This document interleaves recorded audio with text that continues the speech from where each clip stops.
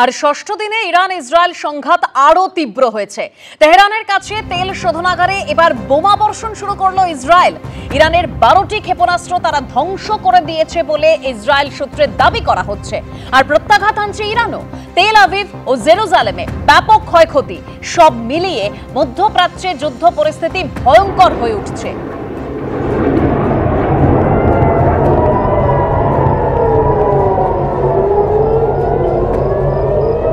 অর্থাৎ এই যে যুদ্ধ পরিস্থিতি, ইরান ইসরায়েল সংঘাতের যে পরিস্থিতি তা আরো তীব্র হচ্ছে। তেহরানের কাছে তেল শোধনাগারে এবার বোমা বর্ষণ শুরু করেছে ইসরায়েল এবং যার পাল্টা জবাব দিচ্ছে ইরানও। তেল আভিভ জেরুজালেমে ব্যাপক ক্ষয়ক্ষতি হয়েছে।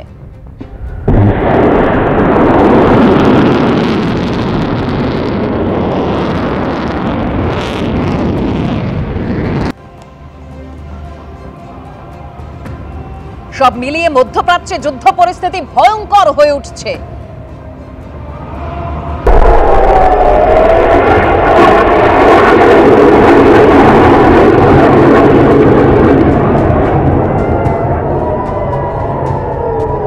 ইসরায়েলের তেল আভিভের ছবি দেখতে পাচ্ছেন। এই তেল আভিভ ও জেরুজালেমে ব্যাপক ক্ষয়ক্ষতি হয়েছে। প্রত্যাঘাত হানছে ইরানও।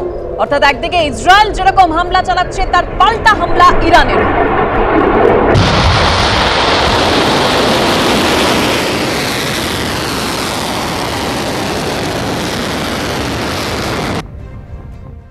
এদিকে শহর জুড়ে একের পর এক অগ্নিকাণ্ডে প্রাণহানি, ক্ষয়ক্ষতি ক্রমেই বাড়ছে।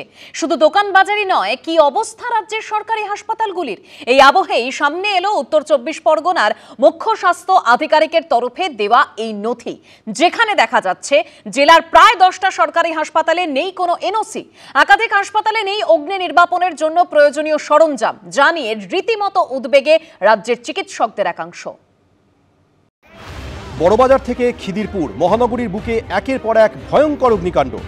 কিন্তু এমন ঘটনা থেকে কি আদৌ শিক্ষা নিচ্ছে প্রশাসন? সেই প্রশ্ন ক্রমশ জোরালো হচ্ছে। বাজারের পাশাপাশি এ রাজ্যে হাসপাতালেও ভয়াবহ অগ্নিকাণ্ডের ঘটনা ঘটে গেছে একাধিকবার। এই প্রেক্ষাপটে অনেকে জানতে চাইছেন, সরকারি হাসপাতালগুলি ঠিক কী অবস্থায় আছে? হঠাৎ কোনো অঘটন ঘটলে তা সামাল দেওয়ার মতো ব্যবস্থা কি আছে? এই আবহেই সামনে এসেছে উত্তর 24 পরগনার মুখ্য স্বাস্থ্য আধিকারিকের তরফে দেওয়া এই নথি। চলতি মাসের শুরুতে রাজ্যের স্বাস্থ্য অধিকর্তাকে উত্তর 24 পরগনার প্রায় 10টা সরকারি হাসপাতালে অগ্নি নির্বাপন ব্যবস্থা নিয়ে নথি তুলে দেন জেলার মুখ্য স্বাস্থ্য আধিকারিক। সেখানে দেখা যায় উত্তর 24 পরগনার সব সরকারি হাসপাতালের কাছে দমকলের নো অবজেকশন সার্টিফিকেট নেই। কোনো হাসপাতালই নেই অগ্নি নির্বাপনের জন্য প্রয়োজনীয় সম্পূর্ণ সরঞ্জাম। অগ্নিকাণ্ড হলে তা সামাল দেওয়ার জন্য কোনো পরিকল্পনাও নেই সেখানে। কোনো হাসপাতালে নেই নির্দিষ্ট ফায়ার অফিসার। বহু হাসপাতালে অগ্নি নির্বাপন ব্যবস্থা কাজ করে কিনা তাও পরীক্ষিত নয়। প্রাইভেট হাসপাতালগুলোর ক্ষেত্রে যেমন সরকার ক্লিনিক্যাল এস্টাবলিশমেন্ট অ্যাক্টের রিনিউয়ালের সময় যে ফায়ার সেফটি এনওসি দেখা হয় কম্পালসারি, তেমন সরকারি হাসপাতালের ক্ষেত্রেও সেটা কিন্তু দেখাটা কম্পালসারি ছিল, কিন্তু সেটা দেখা হয় না। যে দেখভালের অভাবে আজকে বহু হাসপাতাল চলছে যেখানে হয়তো ফায়ার সেফটি যে এনওসি বা অগ্নি নির্বাপনের যে ছাড়পত্র সেটা কিন্তু নেই। উদ্বেগ বাড়াচ্ছে বিধাননগর সাব ডিভিশনাল হাসপাতাল। এখানে দমকল দপ্তরের তরফে নেই কোনো নো অবজেকশন সার্টিফিকেট। হাসপাতালে নেই কোনো নির্দিষ্ট ফায়ার অফিসার। বিভিন্ন সরকারি হাসপাতালে ফায়ারের এনওসি নেই, যার মধ্যে সল্টলেকের এই গুরুত্বপূর্ণ সরকারি হাসপাতালের নামও উল্লেখ করা আছে। এই হাসপাতালে আমরা এসেছিলাম এবং এই হাসপাতালের মেডিকেল সুপারিনটেন্ডেন্টের সঙ্গে আমরা কথা বলেছি।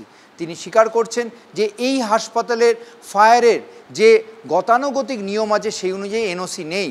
এনওসি পাওয়ার জন্য তারা অবশ্যই সমস্ত পরিকল্পনা করেছেন, পদক্ষেপও করেছেন। শেষ ধাপ এখনও বাকি আছে বলে তিনি স্বীকার করেছেন। তারা আশা করছেন দ্রুত এই ফায়ারের যে এনওসি তারা পাননি সেই এনওসি তারা পেয়ে যাবেন এবং এই হাসপাতালকে আরও সুরক্ষিত করা যাবে। একই ছবি উঠে এসেছে ব্যারাকপুরের বিএন বোস সাব ডিভিশন হাসপাতালে। এখানেও নো অবজেকশন সার্টিফিকেট থেকে শুরু করে ফায়ার প্রোটেকশন সিস্টেমের অবস্থা কার্যত বেহাল। বনগাঁ সুপার স্পেশালিটি হাসপাতালে আবার আইসিইউ এর মতো স্পর্শকাতর বিভাগে নেই ফায়ার স্প্রিংকলার।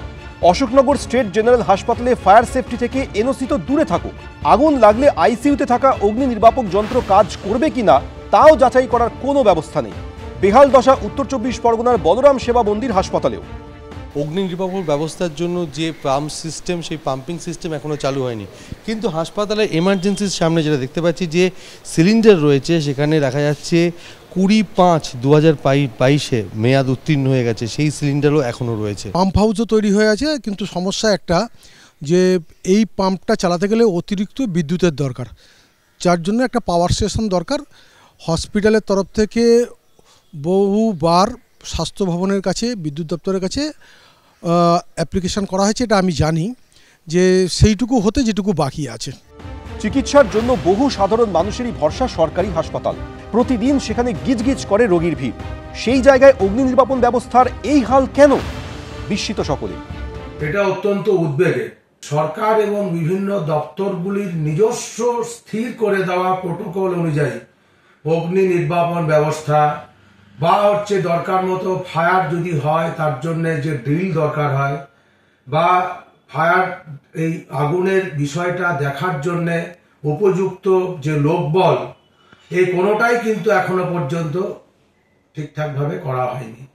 পরিকাঠামোগত যে ত্রুটির জায়গা, বারবার চলমান অভয় আন্দোলনের পক্ষ থেকে আমরা বলেছিলাম যে স্বাস্থ্য ব্যবস্থার একটা আমূল পরিবর্তন করা প্রয়োজন। যদি সুনির্দিষ্টভাবে আমরা স্বাস্থ্য পরিকাঠামোকে ডেভেলপ করতে পারি, তবেই এই পরিকাঠামোগত জায়গা যদি ডেভেলপ হয়, তাহলেই স্বাস্থ্য ব্যবস্থার একটা সামগ্রিক চিত্র আমরা দেখতে পেতে পারি। তাহলে বারবার প্রতিশ্রুতি দেওয়া হয়েছে, কিন্তু সেই প্রতিশ্রুতিকে পালন করার কোনো সুনির্দিষ্ট প্রয়াস সরকার বা স্বাস্থ্য ভবনের পক্ষ থেকে আমরা দেখতে পাইনি। হাসপাতালের অগ্নিকাণ্ড, তাতে প্রাণহানি এ রাজ্যে বহুবার ঘটেছে, তারপরও কি হুঁশ ফেরেনি? প্রশ্নটা জোরালো করছে এই ছবিগুলো। ঝিলম করঞ্জাই ও সমীরণ পাল, এবিপি আনন্দ।